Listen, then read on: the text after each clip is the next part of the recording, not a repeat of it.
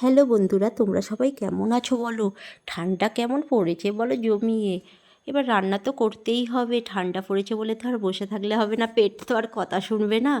আর আজকে আমি পালং শাক রান্না করবো। এখানে শিম, মটরশুঁটি, আলু, রসুন, টমেটো নিয়ে নিয়েছি। পালং শাকগুলো খুব মিহি করে কুচো করে নিয়েছি, ভালো করে ধুয়ে তারপরে আমি কুচো করে নিয়েছি।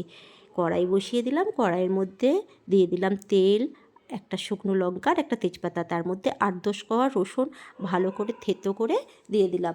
একটু কালার ধরলেই আমি পেঁয়াজের টুকরো দিয়ে দেবো। এর মধ্যে যাবে কর্তামশাই অফিস, বাবুর স্কুল, ঠান্ডা বলে তো কিছু আর শোনা যাবে না, যে যার কাজ করতেই তো হবে। তেল, পেঁয়াজটাও দিয়ে দিয়েছি। পেঁয়াজটা একটু কালার ধরলেই আমি টমেটোর টুকরোগুলো দিয়ে দেবো। টমেটোর টুকরোগুলো দিয়ে দিলাম, তারপরে একটু নাড়াচাড়া করে নেব। তারপরেই আমি শিম, মটরশুঁটি আর আলুটা দিয়ে দেব।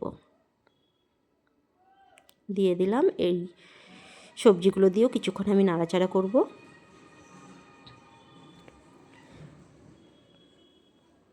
ঠান্ডার সময় একটাই বেশি ভয় লাগে, স্নান করতে, কিন্তু স্নান না করেও তো থাকা যায় না।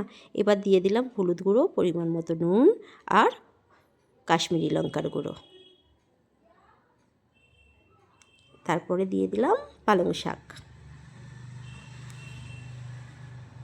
পালং শাকে এক্সট্রা কোনো জল দিতে লাগবে না, ও নিজের জলেই সেদ্ধ হয়ে যাবে।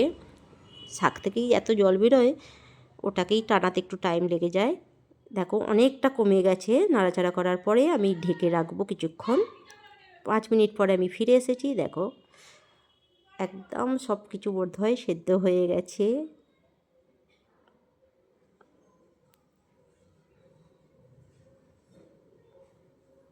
আজকে ভাবছি কর্তামশাইকে এই পালং শাকটাই দিয়ে দেবো টিফিনের সঙ্গে, রুটির সঙ্গে জাস্ট জমে যাবে।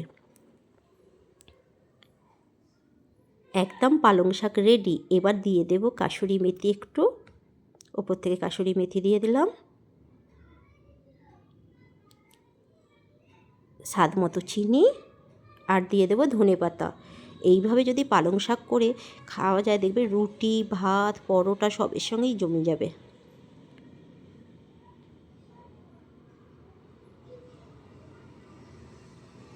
এবার ধনেপাতা কুচিটা দিয়ে দিচ্ছি ওপর থেকে, দিয়ে নাড়াচাড়া করে নামিয়ে নেব।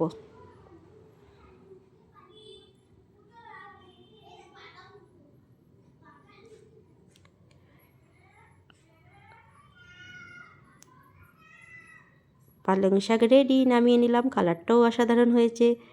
তোমাদের সঙ্গে আবার পরে দেখা হচ্ছে। টাটা।